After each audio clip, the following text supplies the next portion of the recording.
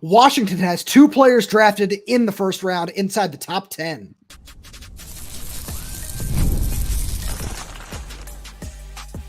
You are Locked On Huskies, your daily podcast on the Washington Huskies, part of the Locked On Podcast Network, your team every day.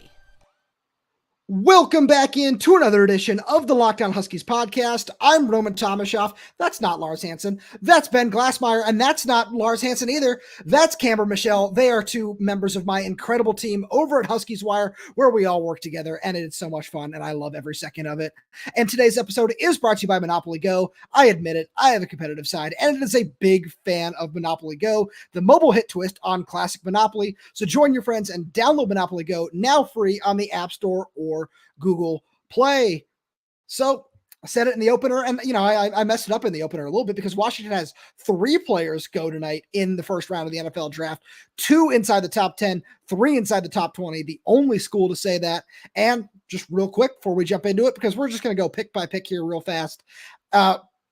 We had Michael Penix at number 8 to the Atlanta Falcons, and then Rome Odunze goes to Chicago Bears at number 9, and Troy Fautanu to the Pittsburgh Steelers, that's right, at pick number 20. I know I tweeted out the Seattle Seahawks, just assuming that was what was going to happen. Obviously, it didn't. So, Ben, we're going to start with you and Michael Penix. Yeah, that was the most shocking pick of the night, I think. I think it was a pretty mostly chalk-ish first round, like no huge surprises, but that one definitely caught everybody off guard because I think there were some rumors here and there that, the Falcons might look quarterback. But everybody was kind of like, no, they're not going to do that. They'll probably go with somebody else, defense, whatever it's going to be. And then they just pull off that stunner out of nowhere. After they had signed Kirk Cousins in the offseason, it was it's such a cool landing spot for him, honestly. But it's just such a shocking that's actually what happened because we were kind of talking about where is his actual landing spot going to be. And for it to end up being the Falcons and be at number 8, be the 4th quarterback off the board when it seemed like everybody assumed that JJ McCarthy would go before him. It's just such a cool outcome for the whole draft process for him. Absolutely. Camber, what do you think? Yeah, absolutely shocked. I really thought that he might go in that little period of time. You have the Vikings, you have the Raiders, you have the Broncos, all very quarterback needing teams. And I literally never would have thought with the Falcons, considering they just signed Kirk Cousins to 4 years, $180 million. And that brings up to me, are they worried about him not being fully recovered from this Achilles or that he's not going to be? I think that using the 8th pick in the draft is a very, very expensive security net to have taken him in that situation. So I think there's more to the story that we don't know yet. I do absolutely love, I know that at one point in time, I really wanted him to go to the Vikings because I wanted him to throw to what I used to call my 3 sons, which would have been Addison, Jefferson, and Hawkinson. But you got to look at the weapons on that team that he's going to be a part of. And, I think it's a great fit, and they are doing that rebuild there. He could be their marquee guy for a long time. Absolutely. And just to kind of continue the Michael Penix propaganda, which as all the Everydayers know, this show has been the number 1 proponent of this entire offseason. And much love to my guy, Connor Rogers over at PFF and NBC. But this has been the number 1 Michael Penix love zone in all of the general media space. James Webster was reporting that there were 3 teams that were trying to trade into the top 10 to come get Michael Penix, being the Saints, the Rams, and the Seahawks. So just further proof that Michael Penix's stock really did rise a whole ton over the course of the offseason through the entire draft process, which is so cool to see. And it just says so much about Washington, which is really great because that's what, at the end of the day, this all comes back to is selling the Washington program. And you could say the same thing about Rome Odunze at number 9, right, Ben? Yeah, for sure. I think it just shows how well they have developed talent. Like both of those guys, Penix came in with, 4 season-ending injuries, and it seemed like he was kind of on the downhill trend of his career where, he'd had some good play at Indiana, but you didn't really know what you were getting at Washington, and then just be able to see him build back up from that, the lowest of lows at Indiana with the season-ending injuries to now the highest of highs of appearance in a national championship game, Heisman runner-up, and he just comes off as like just such this amazing person, amazing leader. But it goes back to how well Washington was able to develop him and take advantage of what he really did well and let him blossom. And I think it's the same with Rome when you look at that. He was a guy that was recruited, went through the whole transition with Jimmy Lake to Kalen DeBoer, and all the turmoil, stayed true to who he was, let the coaching, believed in the coaching staff, believed in the vision of the Washington Huskies, and then, has thrived and turned into an amazing prospect who is now going to be catching passes from Caleb Williams and is potentially, is going to be, even with DJ Moore and Keenan Allen there, is going to be their number one target at some point. And it's going to set the stage just to show how amazing of a program the Washington Huskies are.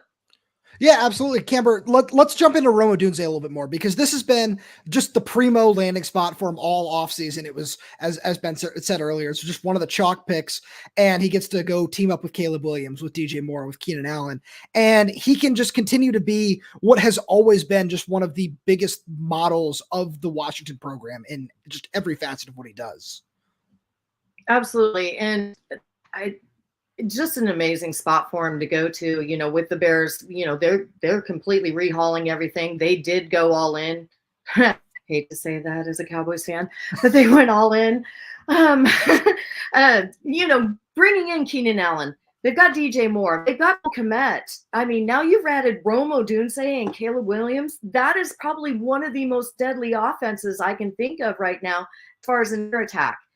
And the versatility of those guys, they can scheme up some things that, nobody is expecting. And it's just a perfect fit to go in there and be a part of that scheme there in the situation.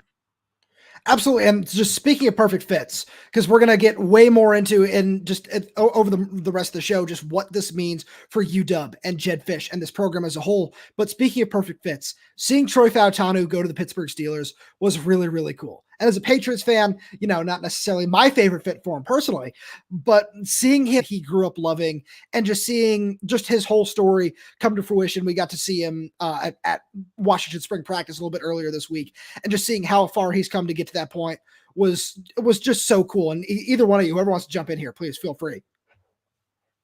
Yeah, I think I think I echo everything that you said with him. Like, we saw the jump that he took this year. We always saw the talent, it was always there for him, but the jump that he took this year was second to none with a lot of the tackles and any offensive lineman, really. If you look at offensive linemen throughout the country, the jump that he took was just incredible.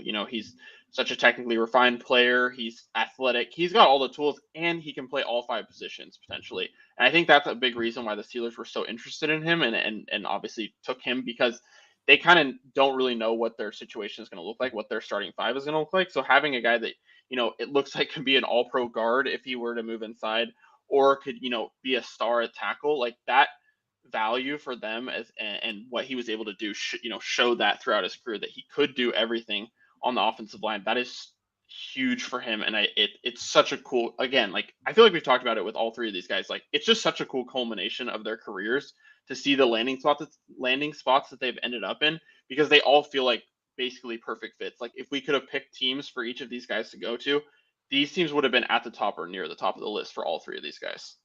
Yeah, absolutely. And it all comes back to one thing, which we're going to get to right after the break, and that's development.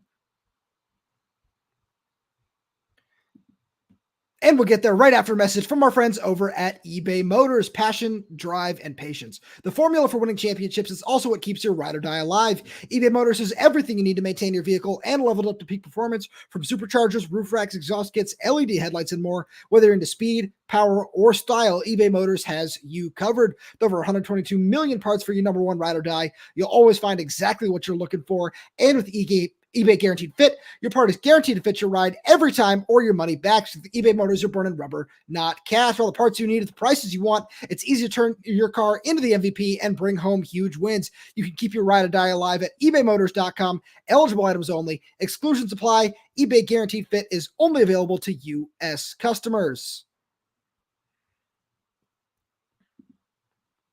So, Camber, last thing I said right there was development, because when we talk about the Washington program, one thing that no matter who it's been, whether you go all the way back to Chris Peterson, you think about defensive backs in the Jimmy Lake era, you think about everything that happened under Kalen DeBoer, and now what Jedd Fisch wants to do, it's always been about development and just finding ways to get guys in and get them to the next level. And Troy Fautanu is somebody I wanted to start with in that regard, because one of the things that they showed that we've talked about a lot on this program over the last couple of months is, his background as playing volleyball and just the road that he took, where it's, is he a guard or is he a tackle at the college level? And then being such an excellent tackle at the college level. Now, there's going to be the same conversation at the pros, but it's just so cool to see what his journey in particular has been to get to this point.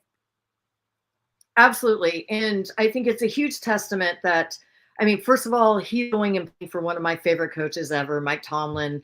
And Mike Tomlin at the Senior Bowl, he spent a lot of times with Paris Johnson, and looking at what they really needed. I thought for sure they were going to go center. And the sheer fact that they passed over some of the guys and picked Troy, who is so multifaceted with that line. ESPN already has Troy down on their depth chart as the starting left guard.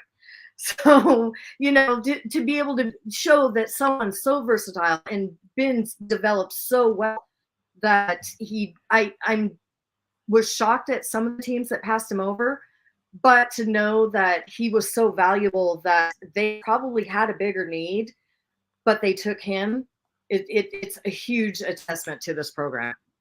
Yeah, absolutely. And, when you think about just, especially the Seahawks at 16 with Ryan Grubb there, with Scott Huff there, I'm still a little stunned that isn't necessarily what happened. And, so we've gone through all three guys now. The fits are great. We love all the fits that are there, but we need to talk about the development. And while Troy Fautanu is probably the most impressive, I don't know if he's necessarily the best developer that we've seen over his time in Washington, because I feel like that title has to go to Rome Odunze, where when you sell what Washington is all about when it comes to the development, that's Rome Odunze, where he's a borderline, high 3, low 4-star prospect, depending on where you looked. And then he comes in, first year, doing a little bit as a true freshman in the shortened COVID season, gets hurt in 2021, has, a couple nice moments like the one-handed touchdown catch against Washington State.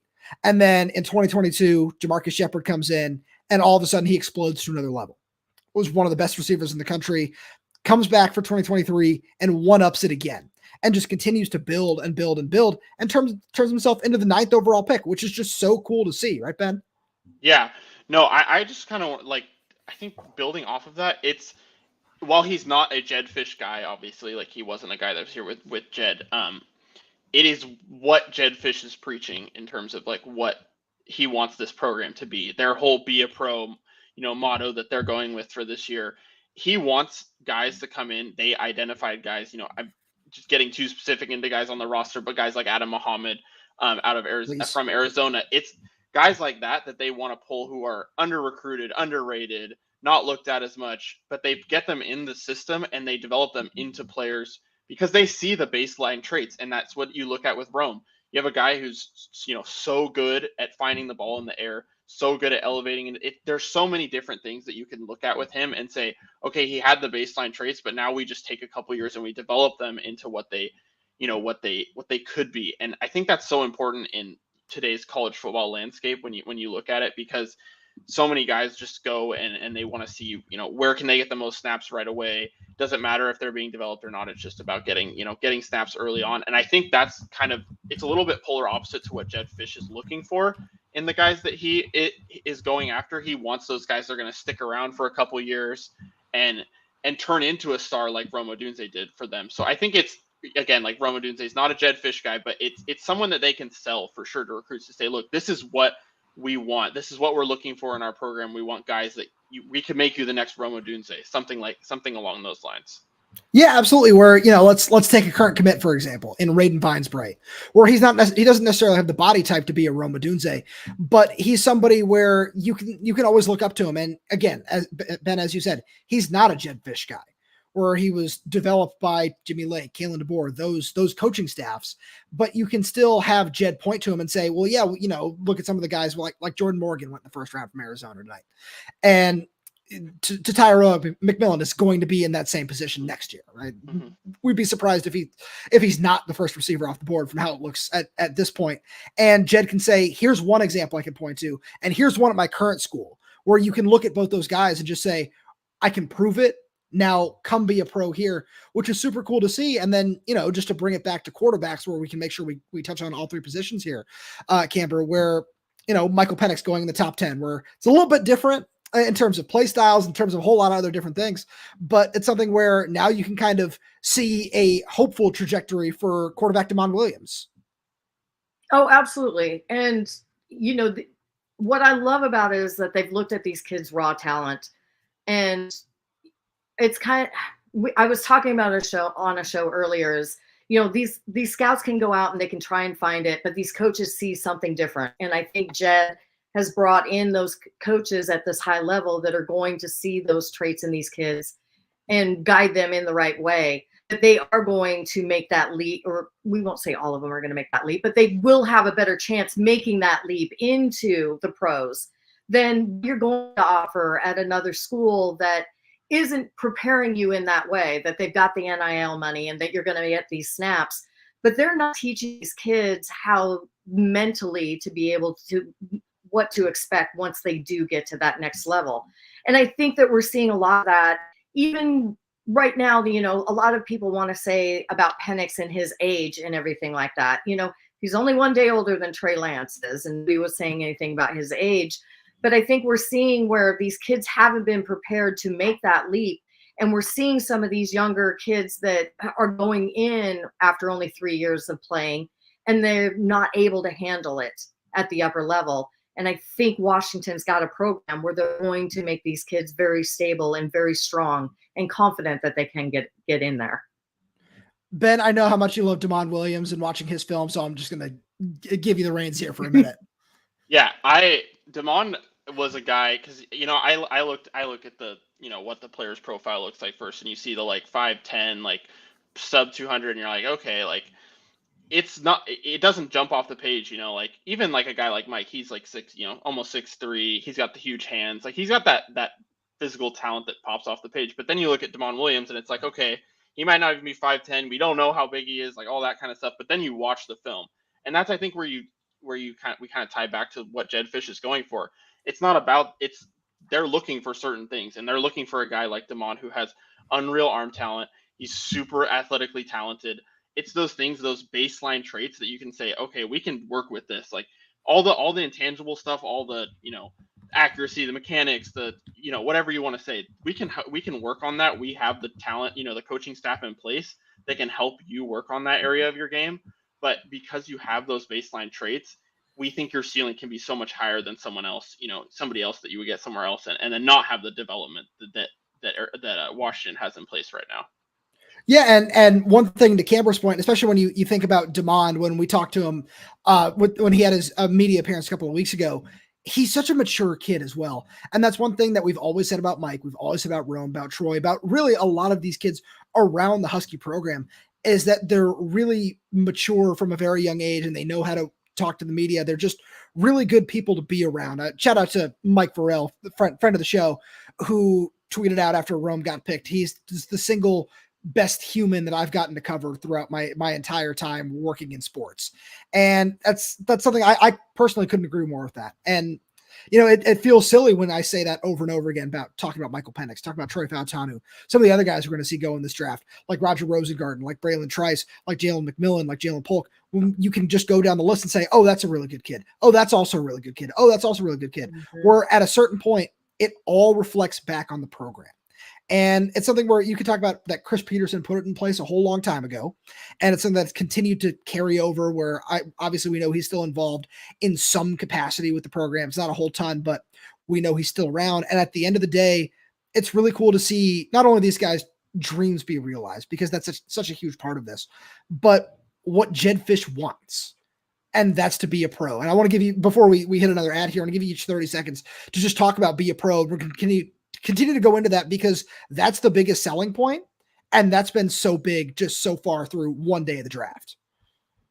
Yeah, I think first thing that comes to mind with the be a pro is we talked to Jonah Coleman on, I think that was yesterday, And just to hear him talk about, running backs coach Scotty Graham and Jedd Fisch, and they're so, I think again, like that character thing, they want those guys that are coming in, they're going to be leaders. They're going to be down to earth, humble. They understand what they're playing for. They understand that it's a team game. It's not all about them all the time, that kind of thing. I think that is such a selling point for the whole program and what Jedd Fisch is trying to do. He's trying to build a culture within the team that's very team oriented. That's very, we're going to build up this team, but we're also going to, boost these players individually. I just think the way that he's doing it and the whole be a pro motto or whatever you want to call it, it's just encompasses so much of what he's building.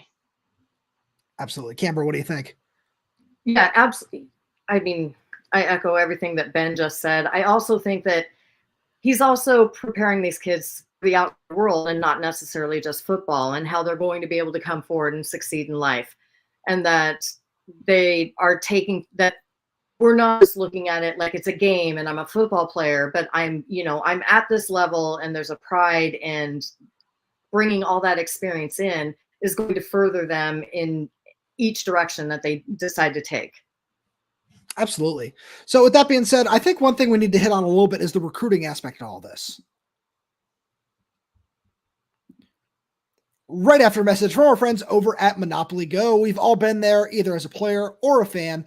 It's halftime and the scoreboard is not looking good. You're feeling low, not sure you or your team can pull out a win. That's when you dig deep, lift your head up, and say to yourself, time to get back in the game, pull off some bank heists, and take as much of my friends' money as I possibly can. That's right, the smash hit mobile game Monopoly Go lets you compete with your friends to get the most riches and the biggest empire.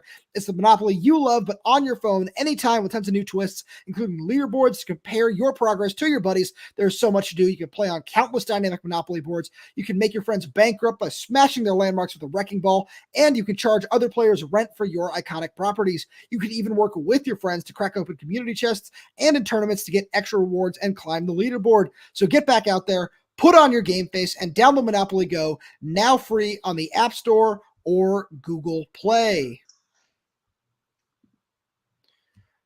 So one thing I feel like we've noticed in recent days is, and this is certainly just what Jedd Fisch has wanted to push, is we've seen the Be a Pro stuff start to hit on the recruiting trail really hard, where we've seen a whole bunch of recruits, a couple of commits, post edits with, their names photoshopped into NFL jerseys. And then, we see Trent McDuffie, we see Vita Vea, we see Shaq Thompson just coming across the screen, some of these other first round guys. And now you get to just add these 3 extra players to that list, where of course we knew that no matter where they went, no matter where they got drafted, even if it's the last pick in the 7th round, that Michael Penix, that Rome Odunze, that Troy Fautanu were going to be these awesome ambassadors for the program. But now, and one of the reasons that we wanted to talk about this was because we feel that these guys can excel at such a high level in the NFL that it's going to be an awesome tool on the recruiting trail, right, Camber? Oh, absolutely. And even to add to that, and correct me if I'm wrong, do we have a total of 15 guys that could potentially, go between being drafted in UDFA and with that? Looking probably at that, a couple more. Okay. Yeah. I mean, there's a lot. There's probably, I think Michigan might be the only ones that have more, that could be taken in this. And I think that young adults, players are going to look at that, and then they're going to look at the fact that, the opportunity now to be in the Big 12, and we're not going to walk in there and we're not going to be bottom of the barrel. And we've got, this huge pool of players that, they see going into the draft, and that this is the kind of program that we're offering, that's going to attract even more that want to come and be a part of this program. Ben, you've been doing some fantastic recruiting pieces over on Huskies Wire, breaking down some players. Where do you think this is something where, when we look at some of these guys, where, let's talk about Andrew Marsh for a second, the top 60 wide receiver from Texas that's going to be coming up on an official visit at some point in May. Do you think this is something that he can look at and just say, oh yeah, maybe Jedd Fisch didn't coach Rome Odunze, but being able to carry on that legacy and seeing that he's going to be around the program is just an awesome recruiting tool to have? Yeah, no, it for sure is. Like, anytime you can have somebody like Rome Odunze in orbit of the program, even if he's not actively there, to say that, Rome Odunze was at this school and thrived here, that you can kind of be that next guy, that next man up. It's so interesting to think about that too from Jedd Fisch's perspective, because while he didn't coach, Rome Odunze, Troy Fautanu, Michael Penix, he was at Arizona last year, and they have had an incredible stable of talent, some of which he brought with him to Washington. I think you can point to Noah Fafita, who came in as a freshman and he looked fantastic. He took Jonah Coleman with him. He developed Tet McMillan. The list goes on. Ephesians Pricelock, Takario Davis. Like, there's so many guys that you can just look at so many different positions there. You can say, hey, we have, these guys involved with the Husky program that you can continue their legacy. And we have this track record where we developed guys at Arizona. And now we're going to we're going to build these together. And that's where that whole be a pro comes in. I think it's so valuable to have both sides of that when it comes to the recruiting trail. I couldn't agree more. And then, to add on to that, because the whole be a pro thing, you can sell it, and Jedd Fisch talked about, some programs can tell it, we can sell it, we can show it. And this all plays into that.